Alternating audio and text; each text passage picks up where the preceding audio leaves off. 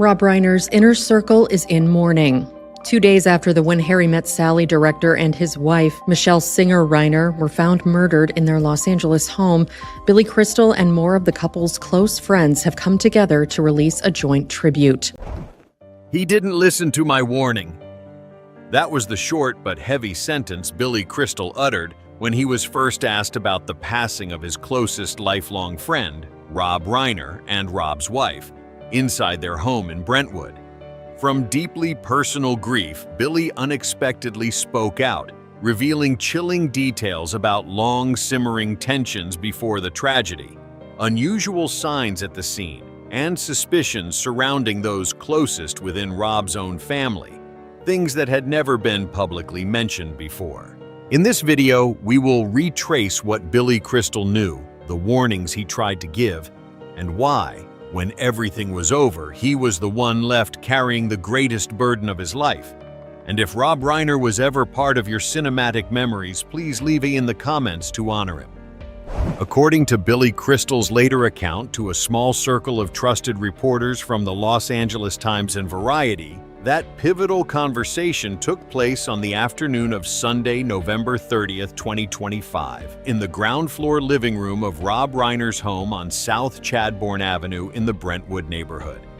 This was a very specific point in time, just 14 days before the incident occurred.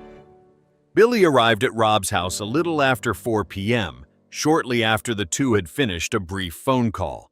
Rob was the one who initiated that call and said plainly, "Come over, I need to talk to you for a bit.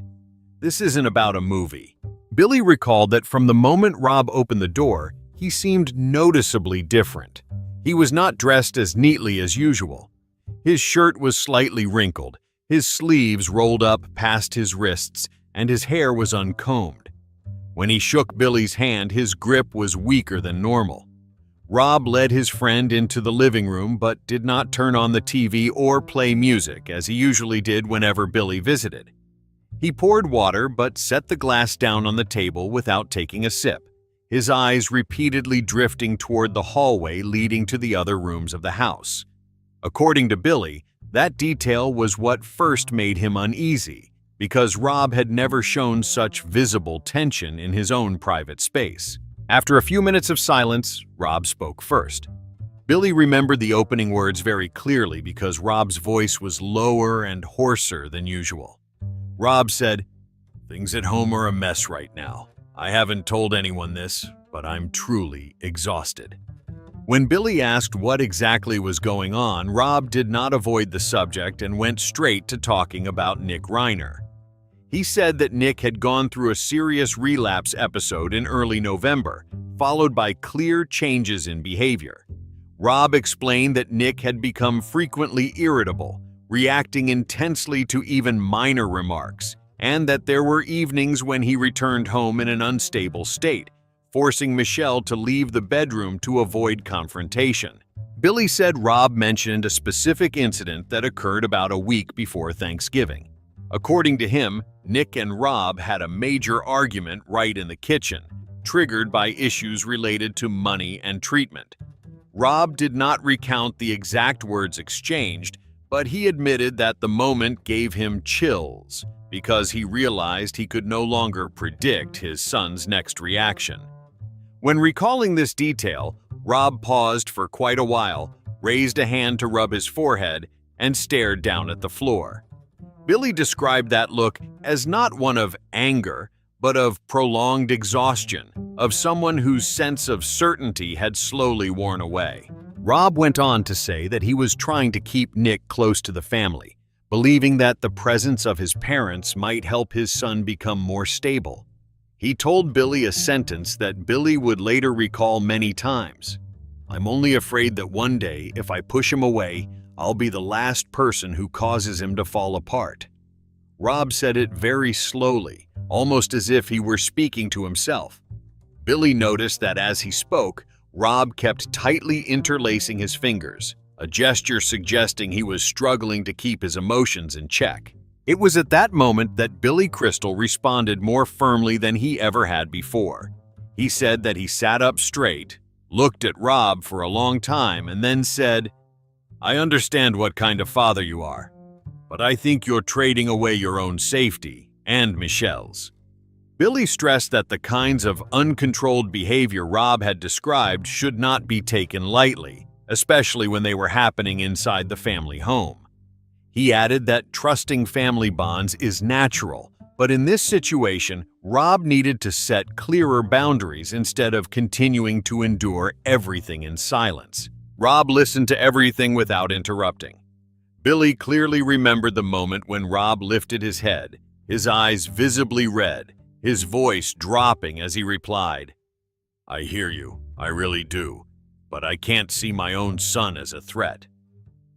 Rob explained that Nick had gone through many dark periods in the past, and he feared that one hard move at the wrong moment could push everything beyond control. As he said this, Rob leaned back into his chair and let out a deep sigh, as if he himself was no longer certain that he was making the right choice. The conversation ended with an unusual sense of heaviness.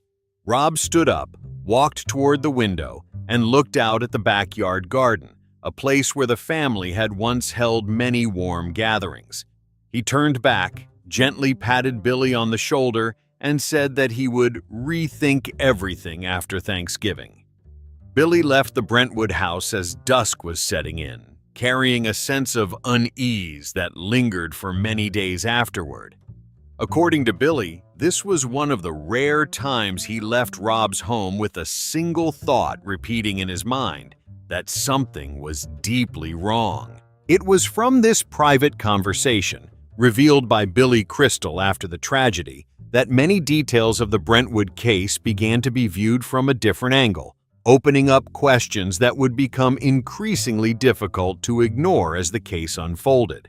I read about what happened inside that house, and my very first reaction was, this is very different from the Rob I knew. According to Billy, what struck him as unusual from the very beginning was not the seriousness of the incident itself, but the sequence in which everything unfolded. He said that the Brentwood house had never been a place of prolonged silence. Rob and Michelle kept a very steady daily rhythm, with people coming and going, clear schedules, and regular appointments. Yet, the situation was only discovered when someone from outside arrived according to plan, knocked on the door repeatedly, and received no response. In Billy's mind, that detail immediately raised a question. Why did so much time pass without anyone inside responding? And why was nothing noticed earlier? Billy then paid close attention to how family members encountered the scene. When Romy entered the house, she saw her father first and panicked, running back outside. Michelle was in a different location and was identified later. Billy said this detail gave him chills because it showed the two were not together at the moment everything happened. In Billy's memory, Rob had once said that tensions at home did not usually erupt in a single place, but moved from room to room, unfolding in stages. The scene itself, as Billy imagined it, reflected that exact pattern. Another point Billy could not ignore was the length of time before everything was discovered. He knew there was a considerable delay between when events took place and when help was finally called. To Billy, this felt very unlike the Rob Reiner he knew.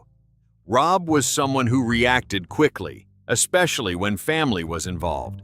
The house remaining quiet for many hours made Billy think back to what Rob had said during their private conversation, that there were moments when the atmosphere at home felt so quiet it was frightening.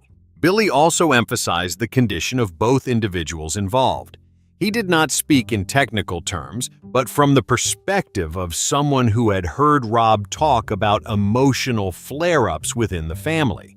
The nature of the injuries, in Billy's view, suggested a situation unfolding under extreme tension, where long suppressed emotions were pushed beyond their limit. He said that feeling closely matched what Rob had previously described about moments when Nick lost control, when everything happened too quickly and too intensely for anyone in the house to intervene. What further convinced Billy that the scene was unusual was the state of the house after everything was discovered. Based on what he later heard from people close to the family, the furniture and surroundings were not heavily disturbed. Billy said this did not align with the idea of something coming from outside. He had visited that house many times and knew every living space, every small habit of Rob and Michelle. The fact that everything still looked familiar made Billy believe the situation unfolded in a very intimate, very everyday setting. And that, he said, was what made it truly unsettling. Billy also could not forget Romy's reaction when she came back out of the house. According to him, her panic, so intense that she could not remain inside for even a few seconds, showed that what she saw was far beyond anything a family member could mentally prepare for.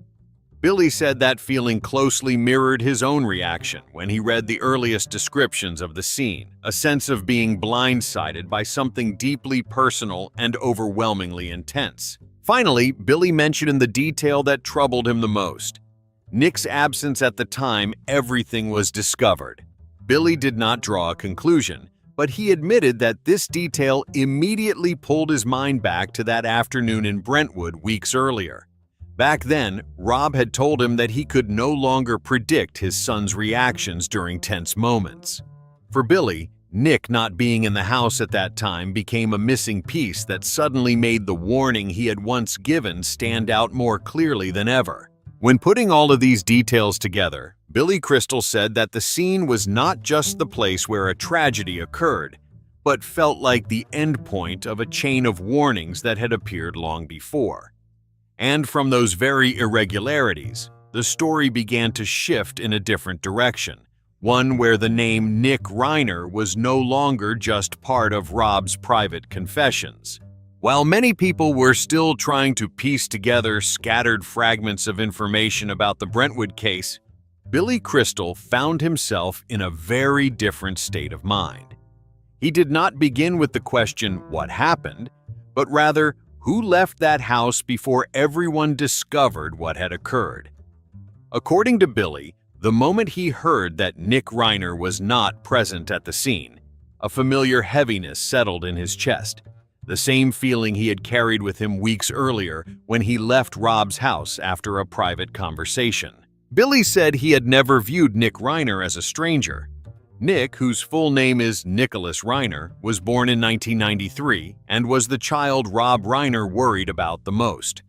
Over many years, Rob had told Billy about Nick's struggles with addiction, the on and off treatment attempts, and the relapses that left the entire family exhausted. Billy clearly remembered Rob saying that at times Nick had almost vanished from family life, living transiently and cutting off contact for long stretches. Because of that, when Billy learned that Nick was not in the house at the time the bodies were found, his mind immediately returned to the moments when Rob had admitted he could no longer predict how his son might react when pressure escalated. One detail Billy could not ignore was what had happened just hours before the incident. According to quiet talk within the entertainment world that Billy later heard, Nick and Rob had a fairly intense argument the night before at a Christmas gathering hosted by Conan O'Brien. Several attendees recalled that Nick appeared mentally unstable, behaving erratically in ways that stood out more than usual. Billy said that hearing this made him feel chilled, because it matched what Rob had previously confided to him about the times when Nick was harder to control than usual. When the incident occurred on December 14, 2025, Billy paid particular attention to Nick's absence from the Brentwood house. Based on what Billy was told, Nick had left the area before the bodies were discovered and was detained later that same evening near the University of Southern California, more than 20 kilometers away from the family home in Brentwood. That distance, in Billy's view, was enough for Nick to have fled the scene in a state of panic or disorientation, exactly as Rob had once described his son's behavior following periods of crisis. This will be 2 counts of first-degree murder with the special circumstance of multiple murders. He also faces a special allegation. Billy also closely followed the developments surrounding Nick's detention. When Nick was brought into custody, images of him appearing in court in detention clothing, his hands restrained, left Billy deeply shaken. He said that moment made all the warnings he had once voiced to Rob feel hauntingly real. Nick is currently facing 2 first-degree criminal charges related to the deaths, along with aggravating factors involving harm to multiple people in a single incident. According to information Billy received, Nick is being held without bail and is awaiting his next court appearance in early 2026. Billy recalled the words of an investigator he had heard about through acquaintances in Los Angeles' legal circles. The officer reportedly said the case contained many internal family elements that still need clarification, especially the sequence of events within the 24 hours before the deaths were discovered. Although Billy was not directly involved in the investigation, he said those remarks reinforced his sense that this was not a tragedy caused by an external force, but the result of tensions that had been building for far too long within the Reiner family itself. What hurt Billy the most, by his own account, was that Nick had been the person Rob tried to save at all costs. The film Being Charlie was not just a cinematic project, but Rob's final attempt to guide his son back toward a stable life. Billy said Rob had hoped the film would mark a turning point, but over time the core issues remained quietly unresolved. Watching Nick being taken into detention, Billy felt as though he was witnessing the complete collapse of the faith Rob had held onto for so many years. In private conversations with close friends, Billy Crystal admitted that he had harbored doubts from the very beginning, not because he wanted to believe in the worst-case scenario, but because too many warning signs had appeared beforehand. From Rob's confessions, to the argument at the Christmas party, to Nick's absence from the scene and his detention far from the house, everything formed a chain of events Billy could not ignore. And as the story gradually shifted from personal suspicions to formal legal proceedings inside a courtroom, Billy Crystal understood that this tragedy had entered a new phase, one in which the emotions of a close friend were no longer enough to shield the truths that would continue to be revealed in the next part. According to a longtime friend in Beverly Hills, Billy stopped showing up at the restaurants he used to frequent and did not attend the year-end gatherings that had already been scheduled. He stayed inside his house for days at a time, going out only once, quietly driving to Brentwood and then returning. No one saw him speak to anyone. The shared feeling among those around him was that Billy was isolating himself inside a very personal grief. For Billy, losing Rob Reiner was not like losing an ordinary friend.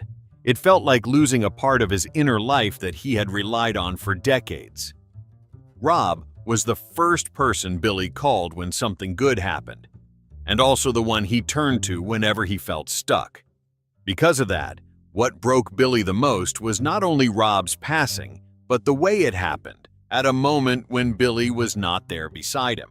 People close to him said Billy kept replaying their final conversation in Brentwood. He remembered every small detail, from the tired look in Rob's eyes to the way Rob spoke about his son in a voice filled with both worry and helplessness. Billy said he sensed that something was deeply wrong, yet he still left, believing Rob would manage on his own. That thought became the deepest wound in his heart. Billy blamed himself for not staying longer, not arranging another meeting, not speaking more firmly to force Rob to stop and face the danger directly. There was a quiet rumor among those close to him that Billy reopened his call history to reread old exchanges with Rob.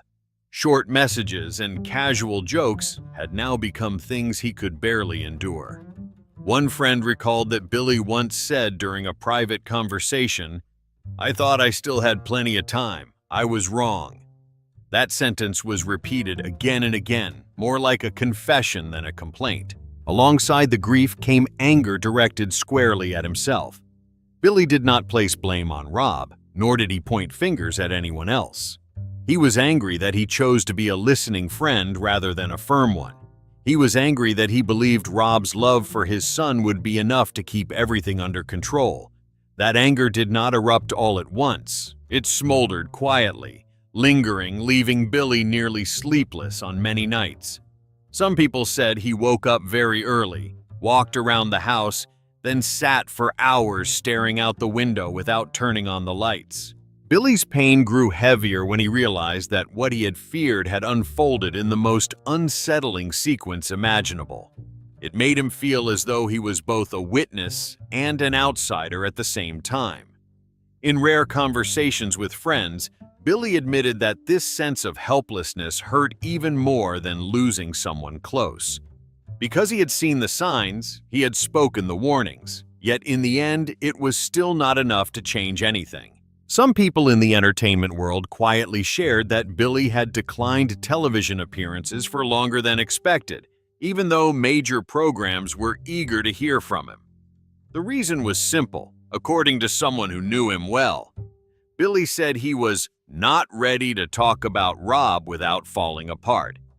For him, every mention of Rob brought memories rushing back, along with the guilt of not being by his friend's side when everything was slipping off course. It was in this state of grief and self-reproach that Billy Crystal began to look back on the nearly half-century-long friendship between himself and Rob Reiner. Not to search for explanations for the tragedy, but to hold on to the purest memories before they were overshadowed by what had happened. And from here, the story gradually turns to what Billy cherishes above all else, the rare and enduring bond between two people who walked alongside each other for almost an entire lifetime. Billy chose to speak out through a joint statement signed together with his wife Janice Crystal and Rob Reiner's closest friends and longtime collaborators over many decades, including Albert Brooks, Martin Short, Larry David, Mark Shaman, Barry Levinson, and many other names deeply tied to Hollywood history. The statement was sent to the Associated Press, serving as a dignified yet deeply emotional farewell to Rob Reiner and Michelle Singer Reiner. Billy's presence in that statement carried profound meaning. For him, it was not merely a public tribute, but a way of speaking on behalf of a friendship that had lasted nearly half a century. In the statement, Billy and Rob's friends recalled what had connected them from the very beginning: a shared love for cinema, for storytelling in darkened theaters where strangers laugh together, cry together, and fall silent before a powerful story. That was the world Rob Reiner lived in fully, and Billy Crystal had witnessed it from the earliest days. That friendship began in the mid-1970s on the set of All in the Family.